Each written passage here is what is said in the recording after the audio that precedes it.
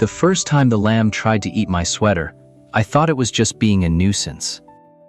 Elara sat on the weathered porch of her father's rye farm, staring at the same rolling hills that had trapped 3 generations of her family in a cycle of debt and dirt. She was 19, a restless spirit and a level of loneliness that felt like a physical weight in her chest.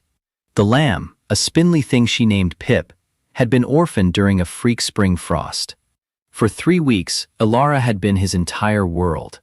She spent her nights in the drafty barn, bottle-feeding him every 4 hours, humming songs her grandmother used to sing to keep him calm.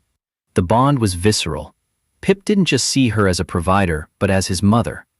The transition happened on a Tuesday. Elara was wearing an oversized, cream-colored cable-knit jumper, the kind of thick wool that held the scent of lavender and old soap. As she knelt in the grass to check Pip's hooves, the lamb didn't go for the bottle. He lunged forward, his small, frantic mouth latching onto the heavy wool of her chest. He began to suckle aggressively, the fabric soaking through with saliva. Elara laughed at first, pushing his head away. But the sensation was strange. The pressure of his mouth through the knit was a rhythmic, insistent tugging. It was a primal need, a desperate search for warmth and milk, and for some reason, it triggered a dormant spark in Elara. She looked around the paddock.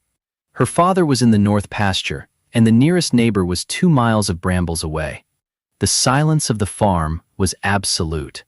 Driven by a sudden, inexplicable impulse to satisfy the animal's hunger, and a curiosity about the sensation, Elara reached under her sweater. She unhooked her bra and slid it off, tossing it onto the grass.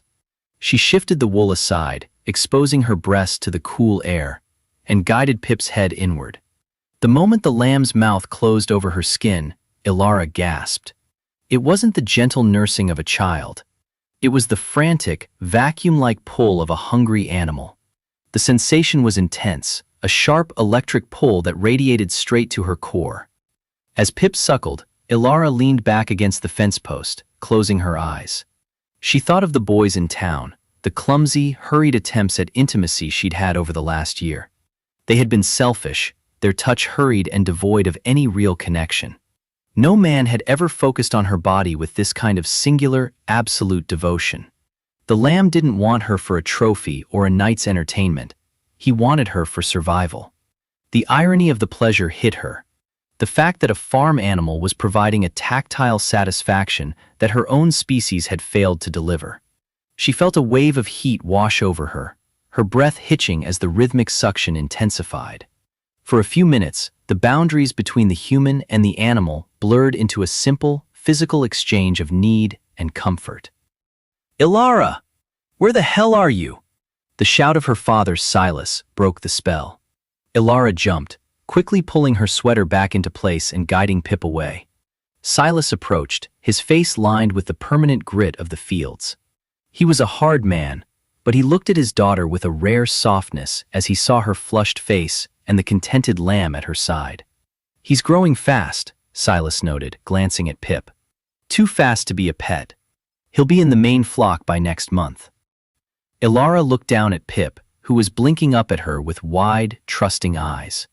The intensity of the moment lingered in her skin, a secret warmth that made her feel, for the first time in years, truly seen and desired in her own skin. She didn't tell her father, of course. But that evening, as she brushed the wool of the lamb's coat, she felt a new sense of autonomy. The farm hadn't changed, and the debt was still there, but she had discovered a hidden capacity for pleasure in the most unlikely of places. She realized that the loneliness hadn't been about a lack of men, but a lack of tenderness. As the sun dipped below the horizon, painting the rye fields in hues of bruised purple, Elara walked back toward the house, her stride more confident, carrying a secret that belonged only to her and the earth.